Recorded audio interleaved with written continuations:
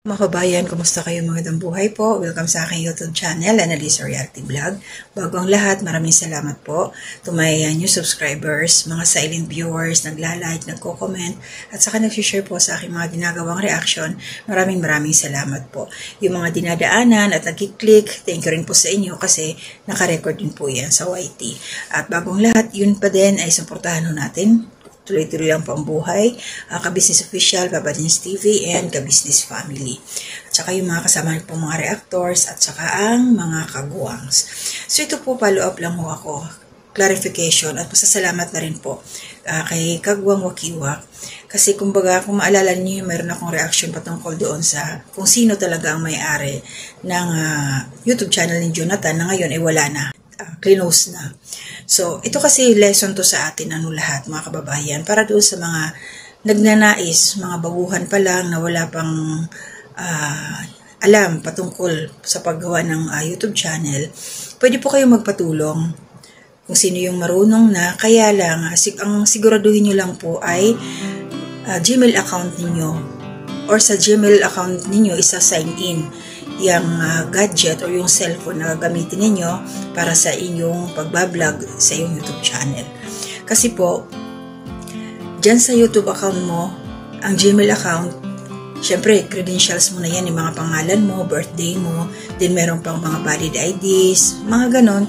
Kasi sa huli, hahanapan ka niyan para sa authentication ba, para sa yung mga verification, kung totoong ikaw ang may-ari, sa'yo ba ang may mga cellphone number din yan na mga i-re-register mo doon.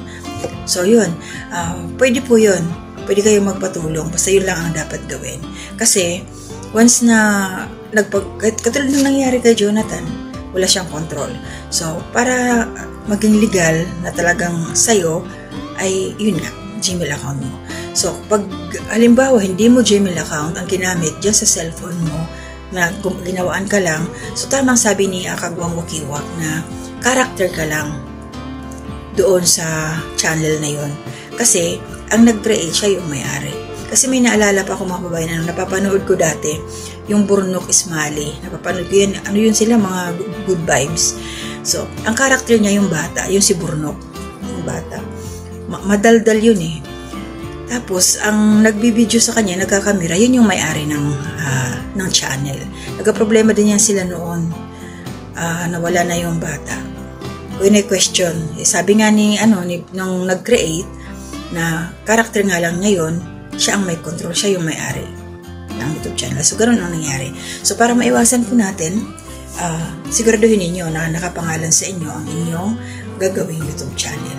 Maganda po pag meron kayong sariling channel malaking bagay din yun. So, yun lang yung sa akin. Kaya, nung reaction ko, nagpapasalamat ako kay Kagwang Wakiwak kasi nagkaroon ng katibayan. Mas naging matibay ang aking reaction na talagang hindi kay Jonathan ang YouTube channel. Kaya, salamat po, Sir Wakiwak. Totoo naman po yun Hanggat hindi yung nakapangalan, hindi sa'yo yung ID, hindi ikaw ang may-ari. Kaya, mabuti na lang yun. God is good talaga. Kasi, inosente si Jonathan, di ba? Kaya, ayun, okay na ngayon. Pero, syempre, since hindi naman kay Jonathan yon, pwede nga siyang buksan anytime. Pero, kahiyaan na lang yun kung bubuksan pa. Makikita na natin kung ilan na yung mga subscriber. Kahit iba hindi yung pangalan. So, yun lang yung sa akin na nag-update lang ako. Maging aware po tayo. Huwag basta-basta maniniwala sa matatamis ang dila na oo, tutulungan kita, gawaan kita ng YouTube channel. Baka pag-kurap mo na isubmit na, hindi pala sa'yo, ikawawa ka naman, ikaw ang nagpapakahirap, nag-upload, nag-vlog, kung ano-ano yung pinagagagawa mo para ma-monetize ka lang, tapos sa bandang huli, iyak-iyak ka.